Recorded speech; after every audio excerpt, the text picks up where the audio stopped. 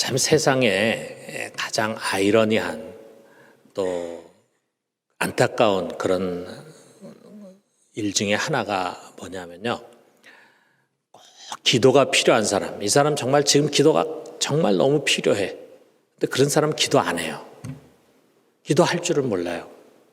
반면에 기도가 필요 없는 사람은 오히려 더 열심히 기도합니다. 뭐 기도가 필요 없는 사람이 어디 있겠어요. 그런데 이제 쉽게 말해서 평안과 안정된 심령 속에 있고 또 믿음 생활 잘하고 있고 하나님과 잘 동행하며 사는 그런 사람은 오히려 기도를 잘해요. 우리 교회 안에도 보면은요, 시험 든 사람들은 기도할 줄을 모릅니다. 정말 시험 든 사람이야말로 기도해야 되는데 기도할 줄 몰라. 가장 기도해야 할 자리에 있지만 기도하지 못합니다. 그렇기 때문에 우리 하나님은요, 교회에 기도자를 세우는 거예요. 그래서 중보의 기도를 하게 합니다. 연약하고 시험에 들고 어려움에 처한 자들을 위해서 기도할 줄 아는 사람이 기도의 중요성을 알고 기도의 응답에 대한 믿음을 가진 사람이 기도하게 하는 거야. 그래서 그들의 기도를 통해서 기적을 일으키고 시험에 들고 어려움에 처한 사람들을 하나님이 도와주시고 구원하시는 것입니다. 자, 우리가 성경에 많은 중보의 기도자들이 있는데 그중에 가장 훌륭한 사람을 뽑으라 한다면 오늘 우리가 읽은 성경에 나오는 아브라함이에요. 자, 아브라함이 고향을 떠나서 또 가족 친척을 떠나가지고 올 때 마지막까지 같이 동행한 사람이 있었는데 조카 롯이었습니다. 롯도 족장이죠. 아브라함도 족장이지만 롯도 족장이죠. 자, 그런데 처음에는 한 집 살림을 같이 했어요. 자, 그런데 점점 이제 종도 늘어나고 가축도 늘어나고 그러니까 한 지역에 같이 머물러 있기에는 불편해. 그러니까 자꾸 서로 싸웁니다. 그래서 이제 우리가 나누자 해가지고 네가 먼저, 아브라함이 롯에게 말했어요. 네가 먼저 좋은 것을 택해라. 네가 좌를 하면 내가 우를 하겠다 그랬어요. 자, 그랬을 때 롯이 가만히 보니까 이 요단 지역이 물도 넉넉하고 아주 기름져 보여. 꼭 그 에덴 동산 같은 그런 생각이 드는 거예요. 그래서 그 선택해서 그곳으로 이주했어요. 자, 그런데 거기에는 죄악이 관영하는 너무 죄에 물들어버린 성이 있었는데 그것이 바로 소돔성과 고모라 성이었어요. 자, 어떤 죄인지는 우리 성경에 여러 곳에 나오지만 그것은 아주 빈부격차가 심하고 폭력이 난무해 그리고 성적으로 심히 타락해서 동성애가 만연한 곳이었어요. 이후에도 이 소돔이라고 하는 것은 세상에서 가장 타락한 곳의 대명사가 됐습니다. 자, 그곳의 죄와 환락이라고 하는 것이 점차로 그곳에 들어가 살고 있는 롯의 가정에도 영향을 미치는 거예요. 아마도 아브라함은 종종 이 롯을 만났을 때 롯, 너 조심해야 돼. 너 그런 죄악의 도시에 살면서 어떻게 믿음을 지켜갈 수 있겠니? 아마 이렇게 권면도 하고 경계도 했을 것입니다. 그런데 롯은 점점 더 깊이 소돔으로 들어갔어요. 자, 그들과 어울려 살면서 롯의 심령이 상했다 그랬어요. 그의 영혼이 고문받는 것처럼 고통스러워했다 그런 말이에요.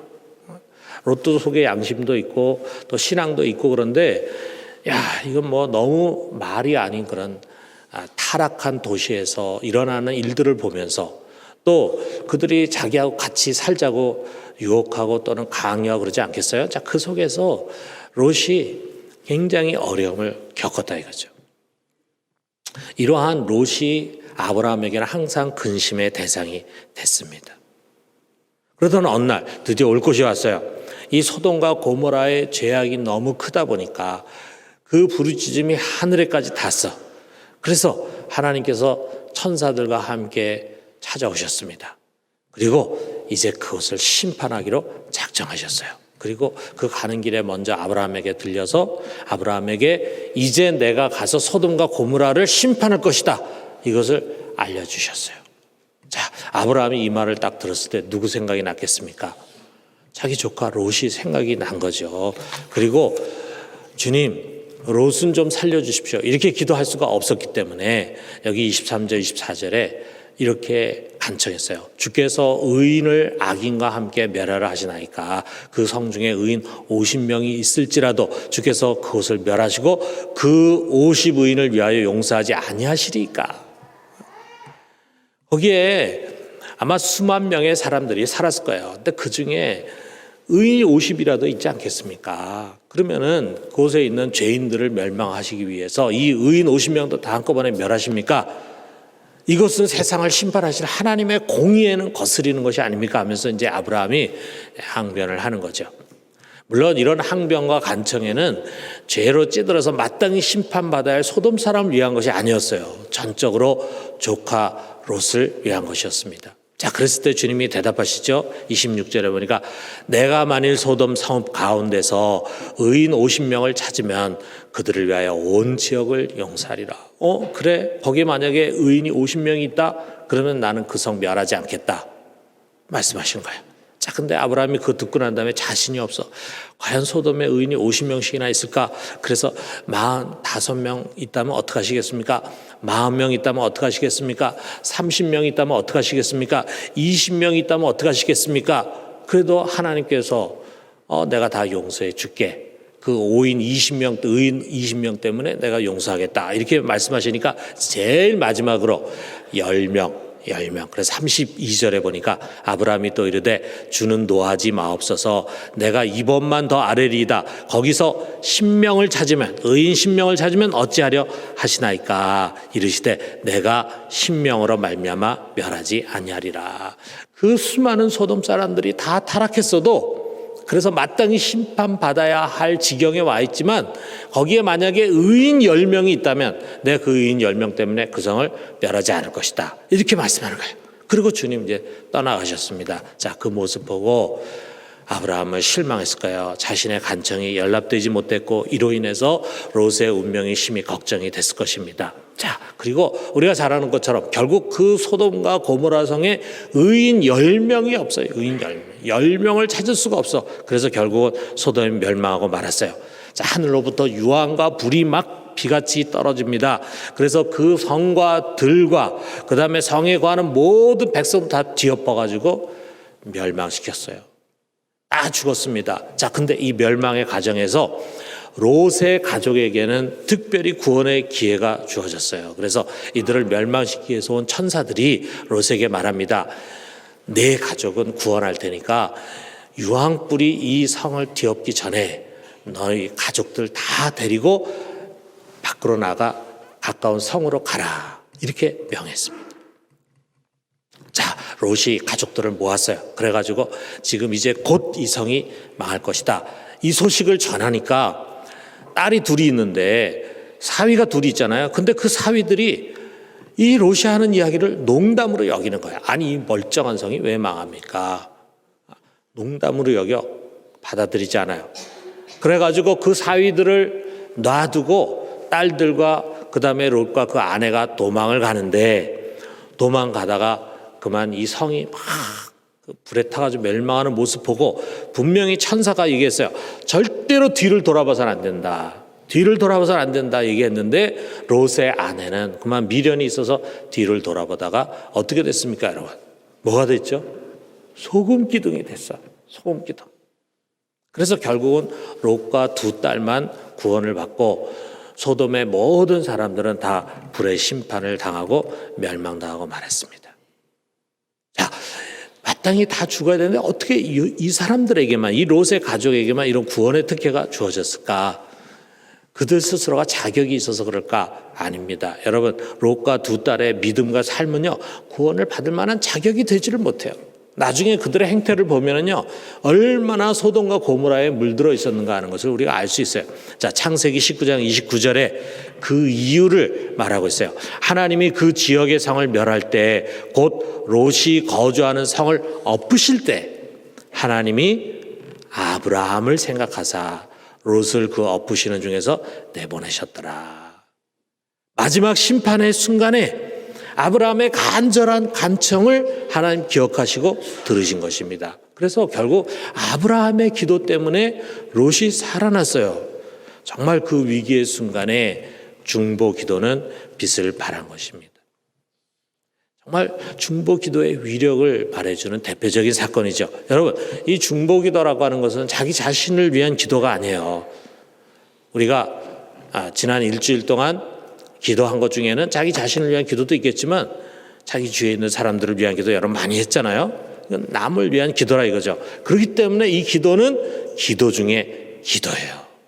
자, 예수님도 중보기도를 하시고 성령님도 중보기도 하셨습니다. 로마서 8장 34절에 보니까 예수님에 관한 말씀이 나오는데 죽으실 뿐 아니라 다시 살아나신 이는 그리스도 예수시니 그는 하나님 우편에 계신 자요 우리를 위하여 간구하시는 자시니라. 지금 예수님 하나님 우편에서 우리를 위하여 간구하십니다. 여전히 중보기도자로 계시잖아요. 그 다음에 성령에 관한 또 말씀이 있어요. 로마서 8장 26절에 보니까 자, 우리 같이 한번 읽어봅시다. 이와 같이 성령도 우리의 연약함을 도우시나니 우리는 마땅히 기도할 바를 알지 못하나 오직 성령이 말할 수 없는 탄식으로 우리를 위하여 친히 간구하시느니라. 여러분, 그러니까 우리는요 항상 두 분의 중보 기도자가 있어요. 하나님 우편에서 우리를 위해서 기도하시는 이가 있고 우리 안에 오셔서 여러분과 나를 위해서 항상 탄식하면서 기도하시는 분, 중보기도자가 둘이 계시잖아요. 늘 나를 위해 기도하시는 분이 있다는 게 얼마나 힘이 됩니까? 그분들이 있기 때문에 여러분이 어쩌면은 수많은 위험한 일들이 있었어요. 우리는 모르는 가운데. 근데 그때마다 하나님 막아주시고 우리를 보호해 주셔서 여기까지 오게 하셨다 이거예요. 아울러 성경은요 우리 모두를 중보 기도자로 초청을 하는 거예요. 디모데전서 2장 1절에 보니까 그러므로 내가 첫째로 권하노니 모든 사람을 위하여 간구와 기도와 도구와 감사를 하되 그랬어요. 내가 첫째로 너에게 명한다. 모든 사람 위해서 기도해라. 여러분, 남을 위해서 드리는 기도는 힘이 있는 기도예요. 역사를 일으키는 기도입니다. 야고보서는 의인의 간구는 역사는 힘이 크다고 했어요. 신앙생활을 잘하고 하나님과 바른 관계를 갖고 있는 기도할 줄 아는 사람의 간절한 기도는요 역사는 힘이 있어요.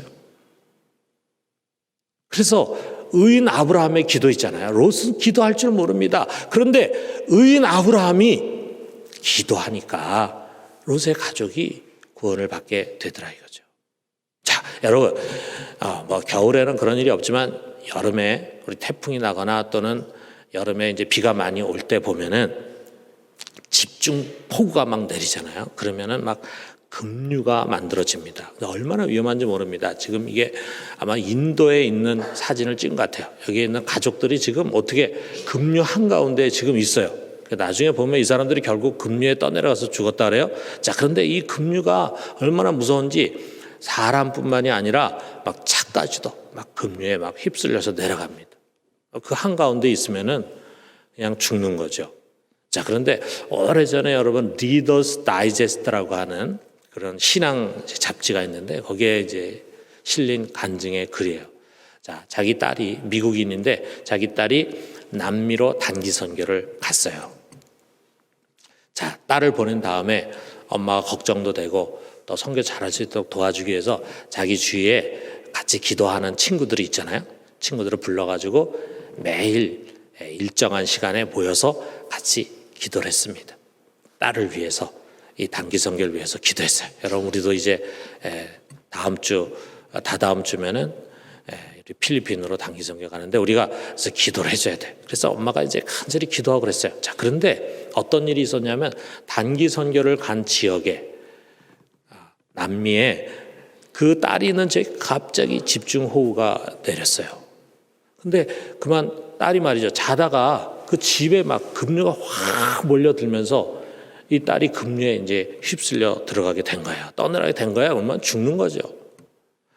이제 죽게 되나 보다 딸이 이렇게 생각하는데 갑자기 뭔가가 강하게 탁 붙잡는 손을 느꼈어요. 그리고 살아났어요. 근데 나중에 이제 집에 와가지고 그때 내가 이러이러하냐 다 죽을 뻔하다가 뭐 뭔지는 모르겠는데 하여튼 나를 탁 붙잡아가지고 내가 살아나게 됐습니다. 라고 이야기를 나누면서 보니까 그 급류에 휘말려 간 그 순간 또 살아나는 그 순간이 바로 엄마가 딸을 위해서 친구들과 함께 모여서 기도하는 시간이었어요. 기도하는 시간. 그렇습니다. 여러분, 정말 우리의 기도는요, 우리가 상상할 수 없을 정도로 굉장한 힘을 가지고 있습니다. 여러분도 자녀를 위해서 믿음을 가지고 기도해요. 여러분, 지금 공부 잘하는 자녀가 앞으로 성공하고 행복하고 신앙생활 잘하고 의미 있는 삶을 사는 게 아니에요. 여러분. 착각하지 마세요. 자녀를 위해서 기도하는 엄마의 자녀가 앞으로 잘 되게 돼 있습니다. 성공하게 돼 있습니다. 성공의 의미가 우리가 세상적인 성공이 아니지만 성공하게 돼 있어요. 의미 있는 삶을 살게 돼 있어요. 정말 선한 영향을 미치는 삶을 살게 돼 있어요. 기도하는 엄마 얼마나 중요합니까? 지금 당장에 그 기도가 자녀에게 나타나지 않을지 몰라도요, 언젠가 때가 되면은 그 기도의 결실은 반드시 자녀에게 주어지게 돼 있어요. 여러분, 가족과 친족을 위해 기도하십시오. 무엇보다도 그들의 구원을 위해서 기도해야 돼요. 그런데 우리 하나님이 제일 잘 들으시는 기도가 어떤 기도냐면 우리의 자녀들이 하는 기도예요. 우리 여기 지금 앉아있는 주일학교 자녀들. 자, 여러분,